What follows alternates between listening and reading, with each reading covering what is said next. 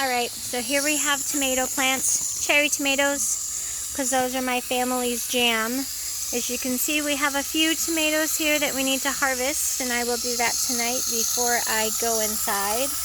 And just like with that jalapeno plant, you see how I'm watering it nice and deep there? You want to make sure you get enough water in there. The other thing to think about is that you want to feed the plants. We use an all-natural plant food that makes sure that when you're growing these vegetables that they're getting the nutrients that they need. And I water these tomato plants twice a day, but you can see how these leaves are curling up. It's because they're not getting enough moisture and it's too hot. So you really need to do your due diligence and make sure that you water tomato plants really, really well. You can see we have some little tomatoes growing on this one.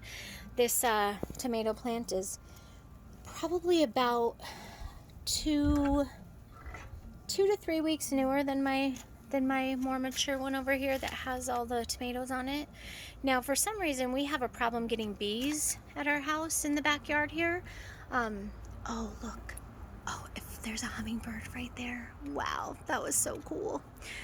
Anyways, we have a hard time getting bees in our backyard, so I actually propagate and try and play with the flowers right here.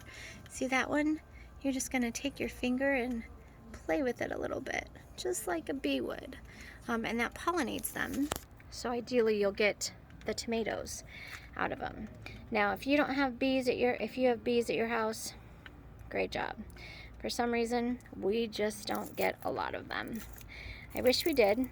We just don't. So the other thing you want to kind of keep an eye out for, not that it's bad, but see all these dry leaves? You want to try and take them out or get them out. Although it is used as a natural fertilizer, I typically don't like to leave them.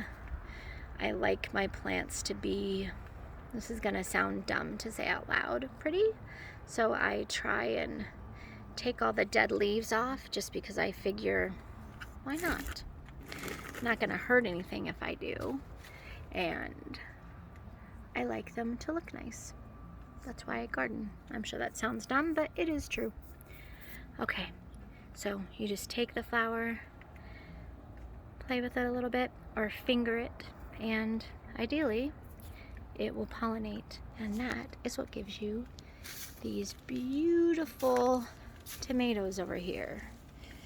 And I can tell you they're the very best in salads and such.